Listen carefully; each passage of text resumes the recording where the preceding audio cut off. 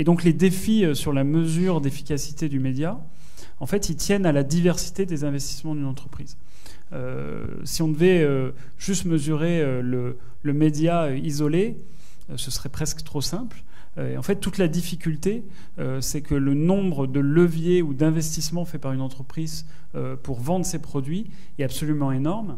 Et il y a bon nombre de secteurs sur lesquels le média, offline, donc traditionnel ou digital compris, finalement pèse très peu par rapport à plein d'autres leviers, que ce soit des leviers de prix, de promo, voire même de ce qu'on appelle trade marketing, c'est-à-dire tout ce qui se fait sur le point de vente. Aujourd'hui, quand vous avez toutes les marques de cosmétiques investissent plus d'argent chez Sephora et Marionneau pour mettre en place leur dispositif promotionnel que ce qu'ils font en médias. Et pourtant, c'est des marques qui sont très intenses en investissement média. Une marque automobile va investir 4... Pourtant, quand vous regardez le classement des annonceurs, c'est les plus gros investisseurs en médias, va investir au moins 4 fois plus en promo, en discount, donc en primes qui sont données aux concessionnaires pour faire de la remise.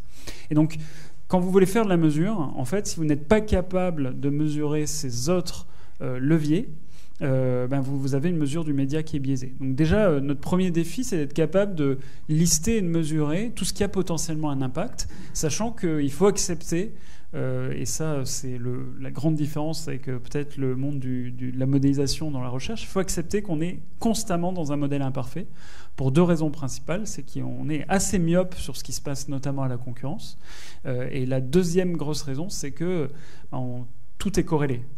En reparlant du marché du parfum, en fait, vous avez, je pense, 40% des ventes, voire même plus, qui est concentré sur 2 temps forts dans l'année. Donc c'est plus de 50% si on prend Fête des Mères et Noël, et encore plus de concentration sur les investissements médias. Donc quand tout a lieu en même temps, c'est un vrai défi pour la mesure, parce qu'en fait, on sort de fait de tous les modèles mathématiques, de tous les cas d'application des modèles mathématiques. Ceci dit, il y a des techniques qui marchent très bien.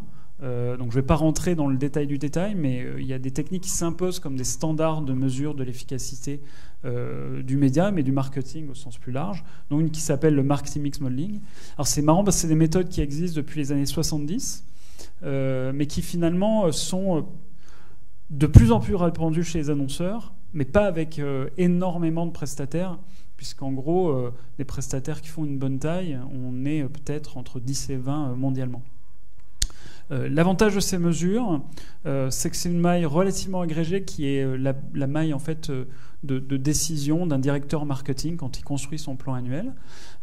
C'est des méthodes qui permettent de décomposer les ventes, on verra à quoi ça ressemble, et c'est surtout des méthodes qui sont prédictives, donc qui permettent de simuler différents scénarios et qui vont permettre donc à un directeur marketing, quand il fait des choix et des changements d'équilibre, comme on avait l'exemple tout à l'heure, faire un shift du offline vers le online, quel va être l'impact sur ma part de marché, comment le faire, sur quel levier, est-ce que je peux le faire à iso-budget en restant à une même performance, est-ce que je peux même être plus profitable. Ça, c'est des choses qu'on est en capacité de simuler.